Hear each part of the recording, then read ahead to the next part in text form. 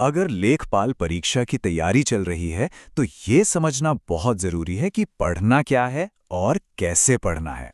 तो आज हम इसी ऑफिशियल सिलेबस को पूरी तरह से डिकोड करेंगे, एक ऐसी क्लियर कट स्ट्रैटेजी बनाएंगे जो तैयारी में बहुत काम आएगी।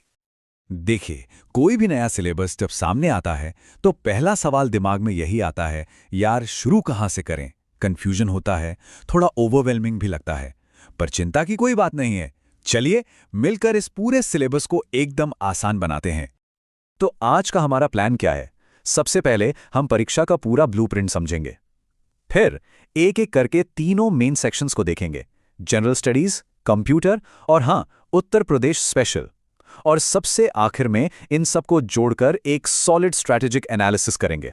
तो चलिए देर किस बात की, शुरू करते हैं। कहते हैं ना, किसी भी मैदान में उतरने से पहले खेल के नियम पता होने चाहिए। बिल्कुल वही बात यहां भी लागू होती है। तो सबसे पहले और सबसे जरूरी, चलिए इस एग्जाम के स्ट्रक्चर और इसकी मार्किंग स्कीम को अच्छे से समझ लेते हैं। ठीक है, तो पहली बात एकदम साफ है, पेपर में होंगे पूरे 100 सवाल और हर सवाल 1 नंबर का, मतलब 100 सवाल 100 नंबर। सिंपल। अब बात करते हैं टाइम की। इन 100 सवालों के लिए मिलेंगे 120 मिनट, यानी पूरे 2 घंटे।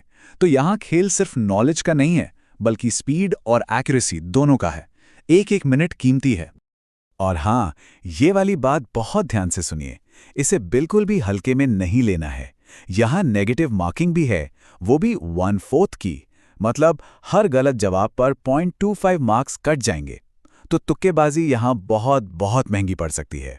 चलिए अब एग्जाम के ब्लूप्रिंट को समझने के बाद सिलेबस के सबसे बड़े और कह सकते हैं सबसे चैलेंजिंग हिस्से पर आते हैं, पार्ट 1, जनरल स्टडीज।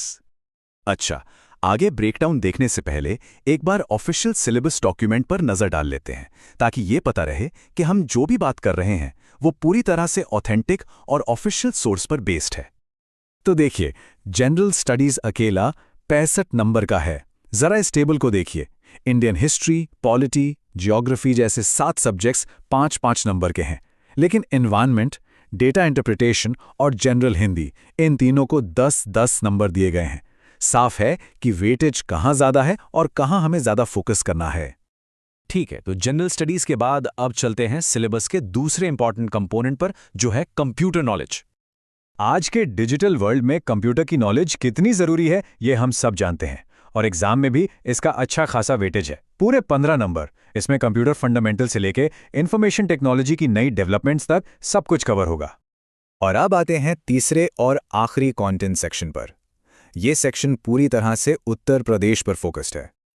और जरा ये देखिए, अकेले उत्तर प्रदेश स्पेशल से जुड़े सवालों के लिए 20 नंबर, ये बहुत बड़ा नंबर है। ये वेटेज साफ साफ इशारा कर रहा है कि ये सेक्शन रैंक बनाने या बिगाड़ने में कितना क्रूशियल रोल प्ले कर सकता है। तो अब तक हमने सिलेबस के तीनों पार्ट्स को समझ लिया। अब असली काम शुरू होता है। चलिए इन सारी जानकारियों को एक साथ रखकर देखते हैं कि हमारी प्रिपरेशन स्ट्रैटेजी क्या होनी चाहिए। ये जो डोनट चार्ट है, ये एक नज़र में पूरी कहानी बता देता है। हाँ, जनरल स्टडीज 65% के साथ सबसे बड़ा चंक है, नो डाउट। लेकिन जरा देखिए, यूपी स्पेशल अकेला 20% कवर कर रहा है। इसे तो इग्नोर करने का सवाल ही नहीं उठता। तो यहां से सबसे बड़ा टेक अवे क्या है? देखिए, सेक्शन के तौर पर भले ही जनरल स्टडीज सबसे बड़ा है, पर अगर हम सिंगल टॉपिक की बात करें तो सबसे ज्यादा मार्क्स, पूरे 20 नंबर, सिर्फ और सिर्फ उत्तर प्रदेश जनरल नॉलेज से आ रहे हैं। ये एक गेम चेंजर है। तो फाइनल स्ट्रैटेजी क्या निकल कर आती है? पॉइंट नंबर 1, यूपी जीके को घोलकर पी जाना है। मैक्सिमम रिटर्न ऑन इन्वेस्टमेंट यहीं से मिलेगा।